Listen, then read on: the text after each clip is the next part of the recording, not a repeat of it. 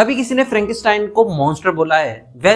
ये एक गलती थी, क्योंकि फ्रैंकेनस्टाइन उसका नाम नहीं था, उस साइंटिस्ट का नाम था जिसके हाथ से ये मॉन्स्टर पैदा हुआ। गिलेर्मो डेल टोरो की नई मूवी फ्रैंकेनस्टाइन इसी पूरी स्टोरी को एक नए अंदाज में दिखाती है। अब जिनको फ्रैंकेनस्टाइन की पूरी स्टोरी नहीं पता, ये मूवी उस स्टोरी को बहुत ही अच्छे तरीके से दिखाती है। लेकिन ये फ्रैंकेनस्टाइन मॉन्स्टर की स्टोरी स्टार्ट कहां से हुई? 1880 में एक 20 साल की लड़की मैरी शेली ने लिखी थी फ्रैंकेनस्टाइन और द मॉडर्न प्रोमेथियस। ये सिर्फ एक हॉरर नॉवल नहीं थी, ये एक वार्निंग थी कि जब इंसान खुद को भगवान समझने लग जाता है तो अंजाम कितना खतरनाक हो सकता है। विक्टर फ्रैंकेनस्टाइन एक साइंटिस्ट है जो मौत को हराने का सपना देखता है और एक दिन एक डेड बॉडी को वो जिंदा भी कर देता है। लेकिन जब उसका क्रिएशन सोच, दर्द और इमोशन दिखाता है, तब विक्टर को लगता है कि उसने कोई मॉन्स्टर नहीं, एक ट्रेजेडी क्रिएट करी है। Now coming to the movie, इसकी शुरुआत होती है आर्कटिक के कोल्ड डेजर्ट से। एक शिप बर्फ में दबा होता है और वहां मिलता है एक आदमी, बैरन विक्टर फ्रैंकेनस्टाइन, जो ऑलमोस्ट मरने वाली हालत में होता है। उसके पीछे पड़ा होता है एक क्रिएचर जो दिखता इंसान जैसा है पर होता नहीं है। उसको सिर्फ एक चीज ही चाहिए थी, वो था विक्टर। और यहाँ से शुरू होती है विक्टर की कहानी। फ्लैशबैक में दिखाते हैं एक यंग विक्टर, एक टैलेंटेड सर्जन, बट अंदर से टूटा हुआ, क्योंकि उसकी माँ की डेथ उसके बचपन में ही हो जाती है। और वहीं से वो डेथ को हराने की जिद में पागल हो जाता है। और बड़े होके उसको मिलता है एक रिच आर्म डीलर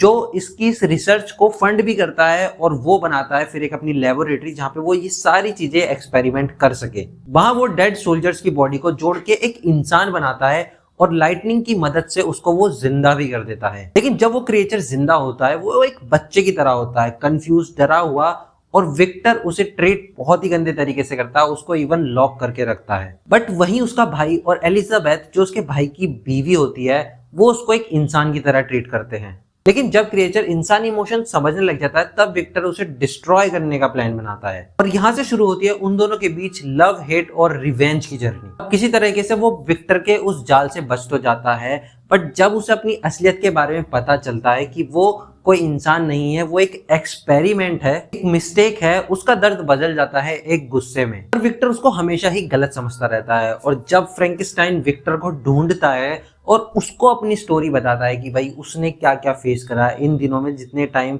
वो विक्टर से बिल्कुल ही अलग था, तब उसकी स्टोरी जानने के बाद विक्टर को बहुत रियलाइज होता है कि भाई उसने जो भी करा वो बहुत गलत करा था। जिससे वो भागता रहा, उसको एक फेलियर समझता रहा, वही उसकी लाइफ का सबसे बड़ा सक्सेसफुल एक्सपेरिमेंट था। वहां से मिलता है उस मॉन्स्टर को विक्टर का नाम फ्रैंकेनस्टाइन, जो इस पूरी मूवी में बहुत ही अच्छे तरीके से दिखाया गया है। अब अगर एक्टर्स की एक्टिंग के बारे में बात करें तो ऑस्कर आइजैक ने बहुत ही तगड़ी एक्टिंग करी है। एक साइंटिस्ट जिसमें एरोगेंस भी है और गिल्ट भी। उसका कैरेक्टर एक ट्रेजेडी है जो आप फील भी करते हो। जेकब एज अ क्रिएचर, उसने पूरा भाई गेम ही चेंज कर दिया। उसके एक्सप्रेशंस, उसकी आंखों का दर्द आपको एक मॉन्स्टर नहीं बल्कि एक इंसान दिखता है। अब इसके डायरेक्टर के बारे में बात करें तो गिलेर्मो डेल टोरो का विजुअल वर्ल्ड फिर से छा गया। डेल टोरो मॉन्स्टर में ह्यूमैनिटी दिखाते हैं और ह्यूमंस में मॉन्स्टर। जैसे इस मूवी में फ्रैंकेनस्टाइन का जो मेकअप और जितना भी विजुअल्स आपको दिखाया जाता है, वो इतना रियलिस्टिक लगता है कि जैसे वो सच में एक ऐसा बंदा बनाया होगा। तो भाई अगर आपने अभी तक ये मूवी नहीं देखी है तो जाके जरूर देखना। मूवी आपको नेटफ्लिक्स पे देखने को मिल जाएगी।